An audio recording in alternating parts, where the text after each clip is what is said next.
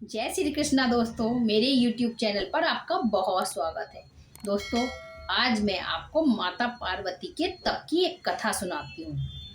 माता पार्वती ने शिव को पति के रूप में प्राप्त करने के लिए घोर तपस्या की। ये तो सभी जानते हैं। ये उस समय की बात है जब माता पार्वती शिव जी को पति के रूप में पाने के लिए घोर तपस्या कर रही थी। उनके तप को देखकर देवताओं ने शिव जी से देवी की मनोकामना पूर्ण करने की प्रार्थना की और कहा उनसे शादी कर लीजिए, पार्वती माँ बहुत तपस्या करी है। शिव जी ने पार्वती जी की परीक्षा लेने के लिए सप्त ऋषियों को भेजा। सप्त ऋषियों ने शिव जी के सैकड़ों अवगुण गिनाए, पार्वती माँ से बहुत अवगुण गिनाए और कहा कि उनसे विवाह का विचार छोड़ दो। पार्वती जी को यह मंजूर ना था। उन्होंने कहा, मैं शिव के अलावा किसी और से विवाह नहीं कर सकती। विवाह से पहले भी वर अपनी भावी पत्नी को लेकर आश्वस्त होना चाहते थे, यानी भोलेनाथ भी चाहते थे कि वो पार्वती की परीक्षा ले कि माता पार्वती इतना तप कर रही हैं, वो उनके लायक है या नहीं। और इसके लिए भगवान शिव ने स्वयं खुद को तैयार किया और माता पार्वती की परीक्षा लेने पहुंच गए। भगवान शंकर माता पार्वती के सामने प्रकट हुए और पार्वती जी को वरदान देते हुए अर्थन ध्यान हो गए। इतने में जहां वह तप कर रही थी, वहीं के तालाब के पास एक मगरमच्छ ने एक लड़के को पकड़ लिया। माता पार्वती तपस्या कर रही थी, वहीं पर पास में तालाब था, एक बच्चा खेल रहा था, उस बच्चे का पैर मगरमच्छ ने पकड़ लिया, क्योंकि शिवजी वरदान दे चुके थे माता पार्वती को शादी का। लड़का जान बचाने के लिए चिल्लाने लगा। पार्वती जी ने भी उस बच्चे की चीख सुनी। उनका हृदय द्रवित हो गया और वह तालाब के पास पहुंच गई। देखते ही देखते मगरमच्छ लड़के को तालाब के अंदर खींचकर ले जाने लगा। लड़के ने देवी जी को देखकर कहा, ना तो मेरी कोई माँ है, ना बाप, ना मित्र। माता, क्या आप मेरी रक्षा कर सकती हैं? तब माता पार्वती जी ने कहा मगरमच्छ से, ए ग्राह, इस लड़के को छोड़ दो। मगरमच्छ बोला, दिन के छठे पहर में मुझे जो भी मिलता है मैं उसे अपना आहार समझ के ग्रहण कर लेता हूँ। यही मेरा नियम है, मैं इस लड़के को नहीं छोड़ सकता। ब्रह्मदेव के दिन इस छठे पहर में भगवान ने मुझे इसे खाने के लिए भेजा है, तो मैं इसे क्यों छोड़ूं? पार्वती जी ने बहुत विनती की कि तुम इसे छोड़ दो और बदले में जो भी तुम्हें चाहिए वो तुम मुझसे मांग सकते हो। मगरमच्छ बोला, मैं इसे एक ही शर्त पर छोड़ सकता हूँ कि जो तप आपने महादेव जी के लिए किया है, यदि उस तप का फल आप मुझे दे दो तब मैं इसे छोड़ दूंगा। पार्वती जी तैयार हो गई। उन्होंने कहा, मैं अपने तप का फल तुम्हें देती हूँ, लेकिन तुम इस बालक को छोड़ दो। मगरमच्छ ने समझाया, सोच लो देवी, हजारों वर्षों तक तुमने तपस्या की है और वो भी ऐसी तपस्या की है जो आज तक किसी ने नहीं की, और भगवान भोलेनाथ भी तुमसे प्रसन्न होकर तुम्हें अभी वरदान देकर गए हैं। और जितना तप तुमने किया है यह देवताओं के लिए भी असंभव है, और भगवान भोलेनाथ ने तुम्हें जो वरदान दिया है वह किसी के लिए भी संभव नहीं है। इस बच्चे के बदले तुम इतनी आहुति क्यों दे रही हो? इसकी जान जाती है तो जाने दो।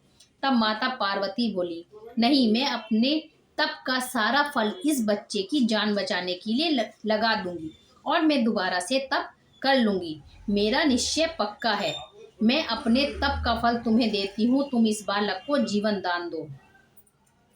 मगरमच्छ ने पार्वती से तप दान करने का संकल्प छुड़वा लिया। तप का दान होते ही मगरमच्छ का देह मणि की भांति चमकने लगा। मगर बोला, हे पार्वती, देखो, तप के प्रभाव से मैं तेजस्वी बन गया हूँ। तुमने जीवन भर की पूंजी एक बच्चे के लिए व्यर्थ कर दी।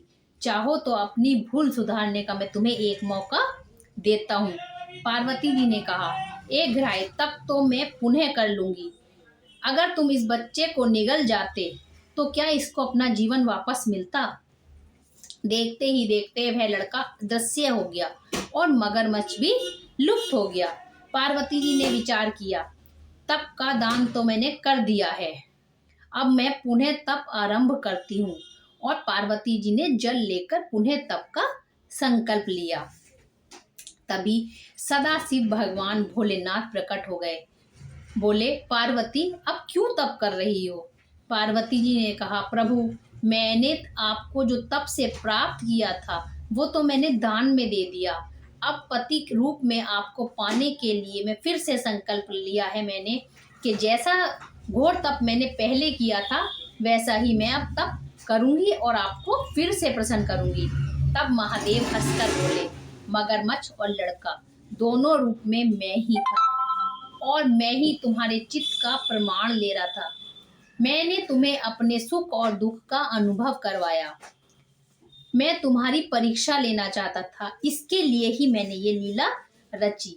अनेक रूपों में दिखने वाला एक मैं ही हूँ। मेरे शरीर अनेक हैं, मैं शरीरों में अलग अलग हूँ, लेकिन मन से मैं एक हूँ। सबके हृदय में आत्मा रूपी मैं ही निवास करता हूँ। अब तुम्हें कोई तप करने की जरूरत नहीं है। अब तुम पति के रूप में मैं अपनी पत्नी के रूप में तुम्हें स्वीकार करता हूँ। दोस्तों, ये जो आज मैंने कथा सुनाई ये इसलिए सुनाई है, अगर हमें किसी की जान बचाने के लिए अपने थोड़े से पुण्य देने पड़े या अपना थोड़ी सी जमा पूंजी खर्च करने पड़े तो हमें उससे पीछे नहीं हटना चाहिए। पता नहीं कब भगवान हमारी परीक्षा ले रहा हो। हमें दूसरों की जान बचाने के लिए अपना सर्वस्व भी त्याग करना पड़े तो कभी पीछे नहीं हटना चाहिए, क्योंकि मानव जीवन बड़ी मुश्किल से मिलता है और मानव जीवन में ही हम दान पुण्य कर कर अपना भला कर सकते हैं। भगवान का प्रिय बनना कोई मुश्किल काम नहीं है। धन कमाना बहुत आज के ज़माने में बताती हूँ ईजी है, लेकिन किसी के हृदय में किसी के दिल में बसना बहुत कठिन काम है। उसके लिए हमें माता पार्वती जैसा सहनशील बनना पड़ेगा और भोलेनाथ जैसा दानवीर, तभी हम किसी के दुख को हर सकते हैं। तो दोस्तों, अगर हमें किसी की जान या प्राण की रक्षा के लिए थोड़ा सा झूठ बोलना पड़े या थोड़ा सा कुछ खर्च करना पड़े तो कभी अल्कसाइए नहीं। ये भगवान को ये सोचिए, भगवान ने आपको चुना है किसी अच्छे काम के लिए। आपने कोई ना कोई अच्छा कर्म किया है, तभी भगवान का कनेक्शन आपसे जुड़ा और भगवान ने आपके मन में आपको उस व्यक्ति के पास भेजा जिसको जरूरत थी आपकी। तो आप अपने आप को बहुत भाग्यशाली समझकर किसी की भी हेल्प करें तो अपने आप को समझे कि मैं बहुत भाग्यशाली हूँ, आज भगवान महादेव मेरे पर प्रसन्न हुए हैं जो उन्होंने मुझे इस लायक समझा।